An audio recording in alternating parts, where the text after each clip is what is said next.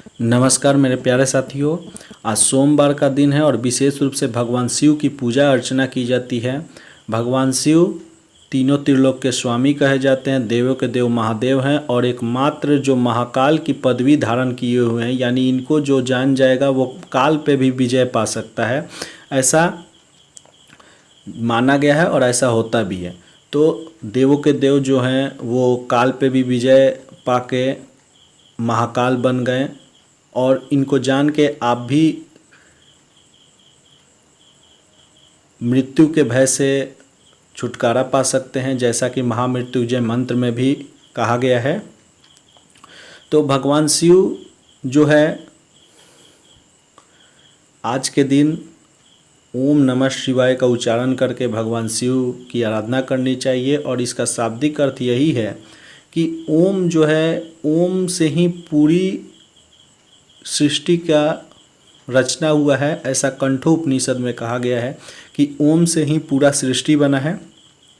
और इस ओम का मतलब होता है, जहाँ तक हमने पढ़ा है और जैसा हमको ज्ञान अर्जित हुआ है बुक से, कंठोपनिषद या और भी उपनिषद से, इसका शाब्दिक अर्थ होता है अनंत ऊर्जामय। ओम 3 वर्ड से मिलके बना है, अ से अनंत, उ से ऊर्जा, म से मय, यानी अनंत ऊर्जामय, जो जिसकी एनर्जी कभी ख़त्म ही नहीं होती है, जिसकी ऊर्जा कभी ख़त्म ही नहीं होती है, वही ओम है।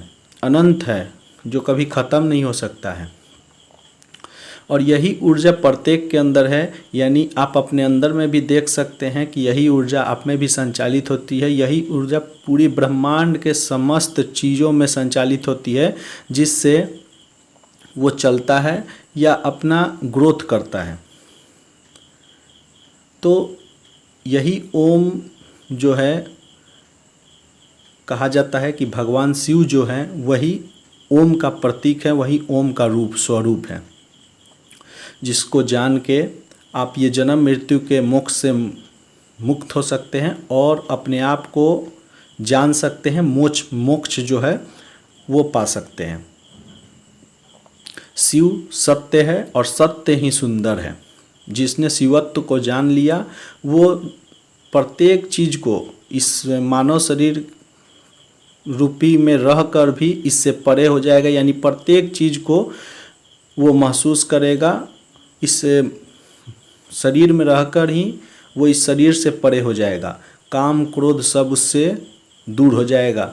शिवत्व का मतलब ही यही होता है। शिव ने सभी को पार कर लिया, सभी से ऊपर उठ गए। शिवत्व का मतलब यही होता है कि सभी चीज़ से ऊपर उठ जाना, यानी काम से, क्रोध से, मोह से, ये सभी चीज़ से जब आप ऊपर उठ जाइएगा तब कह सकते हैं कि हमने शिवत्व को पा लिया है।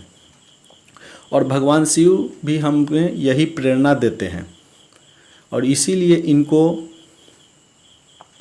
देवों का देव महादेव भी कहा गया है, महाकाल भी कहा गया है, जिसने काल को भी पराजित कर दिया।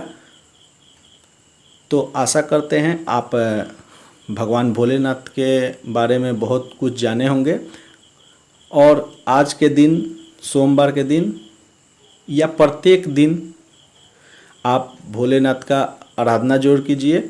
मंदिर में ना सही, घर में ही, घर के अपने पास बैठ के आप खुद घर के अपने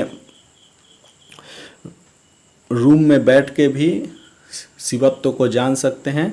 अपने अंदर झांकिए और पाइएगा कि शिवत्व जो है आपके अंदर है।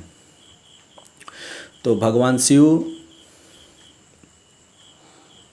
को जब आप जानिएगा तो उस शक्ति को जानिएगा जिससे शिव की उत्पत्ति हुई, और उस शक्ति को जानिएगा, उसके बाद आप खुद शिवत्व बन सकते हैं, शिवत्व को प्राप्त कर सकते हैं।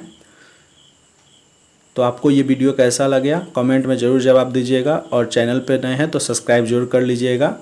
भगवान भोलेनाथ को कहा गया है, काल भी तुम, महाकाल भी तुम, लोक भी तुम, त्रिलोक भी तुम, शिव भी तुम और सत्य भी तुम। तो इन्हीं लाइनों के साथ हम अपनी वाणी को समाप्त कर रहे हैं। आप सभी को मेरा प्यार भरा नमस्कार। राधे राधे।